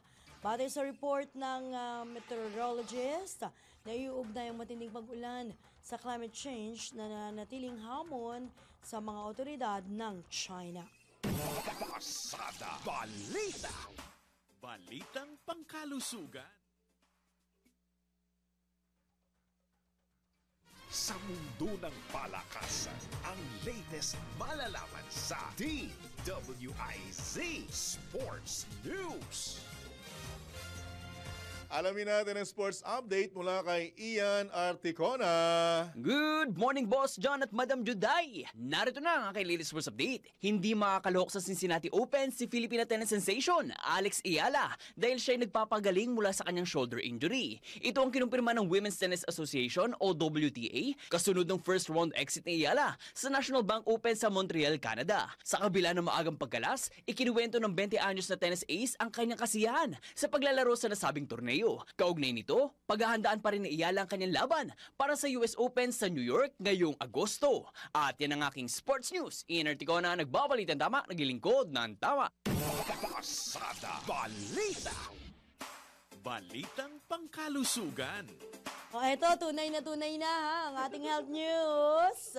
Kabilang sa mga prutas na pwedeng kainin araw-araw, Sir John, makinig ka, ang itinuturing na nature's butter na avocado. Ay, gusto ko yan. Favorite sarap ko yan. yan. Lalo na Nako. pag may gatas. Yun, tas may Tapos yelo, no? Wow. Malamig-lamig. O, ito na nga po, batay sa journal na Current Developments in Nutrition, sa loob ng 26 na linggong pagkain ng avocado, makikita kaagad ang magandang epekto nito sa kondisyon ng mga matatanda. Ala, saktong-sakto ha, na may abdominal obesity o yung malalaki yung tiyan. Hindi ako Bigla kasama ako dyan. tumingin sa tiyan ko. Hindi ako kasama dyan. Ito'y dahil ang isang avocado po ay makapagbibigay ng halos 10 hanggang 14 na gramo ng fiber na malaking tulong upang makumpleto ang daily required amount ng fiber sa katawan. Ang mga taong mahilig kumain ng fiber ay mas humahabang buhay at bumababa ang tsansang magkaroon ng malulubang sakit. Maliban dito, mas bababa rin ang risk o panganib na magkaroon ng colorectal cancer ang taong kumakain ng avocado dahil na rin sa fiber at prebiotic benefits ng prutas na tumutulong para magkaroon ng healthy gut ang isang tao. Pasada Balita. Ito na ang latest, bagong-bago, fresh na fresh. DWIZ Showbiz News. Nakakailang beses na kayo, ha? Nakakailang beses na kayo, ha? At sa showbiz update, ito na po. Ako na, kakarinig ko na to, ha? Masaya pong ibinahagi ng Filipino volunteer na si Christian Bautista ang kanyang naging collaboration sa Indonesian singer na si Raisa. Nirelease na sa lahat ng streaming platforms worldwide ang duet ng dalawang singer ng kanilang version ng kantang Rainbow ng bandang South Border. Kilala si Raisa bilang sikat na mga awit sa Indonesia na mayroong 37 million Instagram followers. Nabatid na nauna nang nagkakilala si Christian at Raisa sa kanilang sinagawang ASEAN Tour sa Japan bago pa man nila gawin ang kanilang collaboration. Pasada Balita. Nagpunta na pala ng Indonesia si Raisa, no? Alam ko, dati lang sa Itbulaga ito eh. Raisa Madison. Sabi ko na nga eh. Diba? Nababasa ko yung utak mo. Ikaw talaga, Buti, in late ng utak ko, nabasa mo ba? Siyempre. Ito na. Po sa ating good news. Dapat good vibes tayo ngayon. naman, Sir John, Friday eh. Isang guru naman po mula sa Rojas City ang mapalad na personal na makilala at makausap ang tinaguriang Father of Multiple Intelligences Theory. Naku, hindi pa kami dapat yun? Na si Dr. Howard Gardner. Oh, di ba? Di ba meron tayong anchor na Gagner ang apelyido? Tilito? Gagni yun. Hi, Sir Dito. Dito, baka meron ka naman dyang itlog na maalat. Isang Facebook post, makikita po ang guro na si Michelle Ong. Katabi ang psychologist at doktor ng bumalik si Ong sa Harvard Graduate School of Education para sa ilang aktibidad at programang dadaluhan. Kilalang personalidad, of course, si Dr. Howard Gardner sa larangan ng edukasyon, partikular na sa kanyang pangunguna sa teorya ng multiple intelligences. Ang taray talaga o ang pananaw na tumatalakay sa malawak at iba't ibang perspektibo ng katalinuhan ng tao. Talaga naman. Ang pangyayari pong ito ay nagbigay kay Ong o yung nasabing pagkakataon ng mas malalim na kagustuhang paigtingin pa ang edukasyon at pagandahin pa ang sistema sa mas makatao at mas makabuluhang paraan. Pasada Balita. Pilipino si Ong? Yes. Alright, Isang, napakaswerte niyan. oo nga, guro mula sa Rojas City. Wow. Diba? dapat Ang bongga. lang. Bongga, di ba? Lalo kang, lalo niya daw gustong ipursige. Yung tinatawag na sistema sa mas makatao. Edukasyon. Sistema ng edukasyon Pagdiinan sa mas natin, makatao. yung mas makatao. Yan. Yun ang kailangan eh. At mas Diba? makabuluhang paraan. Tama po dyan. Bakit may pumapalakpakan doon? Pa-here! Pa-here! I cannot hear you! Shout out ba? Shout out daw!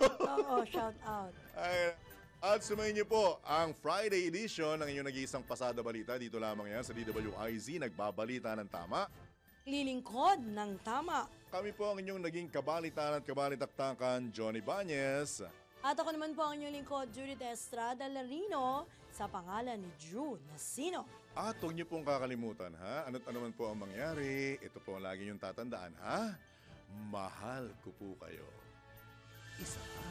Ba't di ko sumasabay? Isa. Ha? Oh, isa. Dalawa. Dalawa. Tatlo. Tatlo. Totoo na to. Ayan na. Happy Oo. weekend, Happy ha? weekend! Ingat po Oras tayong muna sa lahat. udyat.